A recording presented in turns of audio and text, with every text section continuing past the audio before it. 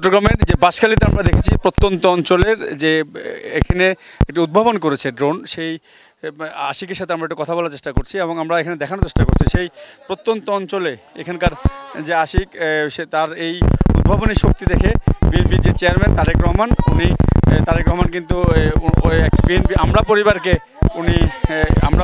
উনি পাঠিয়েছেন এবং আজকে উনি আমরা পরিবারকে পাঠিয়েছেন এবং ওনার কাছে আসলে এই আমরা পরিবারের পক্ষ থেকে ঢাকা থেকে কেন্দ্রীয় নেতারা এসছে। আপনি তো এটা কতদিন থেকে আসলে এই কাজটা করছেন, কেমন লাগছে যে তারেক রহমানের দেশে তারেক রহমান স্যার বিদেশে থেকেও আমাদের মতো তরুণ উদ্ভাবকদেরকে খোঁজ নিয়েছে এবং ওনার নেতৃত্বে আমার বাড়িতে আসছে এবং সংবর্ধনা দিয়েছেন। এটা নিয়ে আমি তারেক রহমান স্যারকে অনেক কৃতজ্ঞতা এবং ধন্যবাদ জানাচ্ছি এবং উনি যদি দেশে আসে ওনার সাথে সাক্ষাৎ হওয়ার একটা চিন্তাভাবনা মাথায় আছে, আমার ইচ্ছা আছে আর কি, যদি পারি সম্ভব হয়, যদি কি উনি আসে আমাকে দেখা করার সুযোগ দিবেন।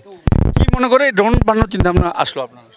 ড্রোন আমি তো এর পূর্বে বিমান নিয়ে বেশি গবেষণা করে আসছি। আমি এর আগে কিন্তু অনেক ধরনের মডেল তৈরি করছি, বোয়িং 787, US বাংলা, MiG-29, বিভিন্ন ধরনের বিমানকে ডেমো আকারে তৈরি করছি।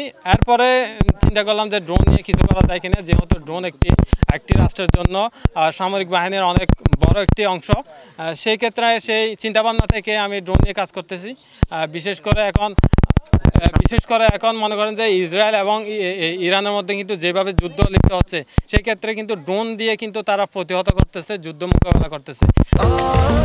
স্বাস্থ্যকর অল টাইম ফ্যামিলি কেক, সব সময় অল টাইম হেলদি লাইফ। আমাদের দেশে যদি এই ধরনের একটা যুদ্ধ জড়িত হয়, ধরেন ইন্ডিয়া হতে পারে বা মায়ানমার হতে পারে, তখন তো এই লাঠিসোঁটা নিয়ে তো আক্রমণের প্রতিরোধ করতে পারবেন না। সেক্ষেত্রে লাগবে কি, ড্রোন প্রযুক্তি লাগবে, উন্নত মানের ফাইটার যুদ্ধ বিমান লাগবে, আপনার অস্ত্রশস্ত্র লাগবে।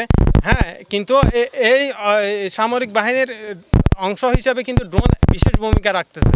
তো আমাদের নিজের জায়গা থেকে, আমাদের নিজের দেশে থেকে যদি কি আমরা এই ড্রোন নিয়ে গবেষণা করি, ড্রোন নিয়ে যদি কি আমরা 100টা ড্রোন তৈরি করি, তাহলে আমাদের সামরিক বাহিনীর জন্য অনেক গুরুত্বপূর্ণ ভূমিকা রাখবে বলে মনে করি। সেই চিন্তাভাবনা থেকে আমি ড্রোন নিয়ে কাজ করাচ্ছি। কতটুকু দূরত্ব এটা আপনি এখন যাচ্ছে আপনার ড্রোনগুলো?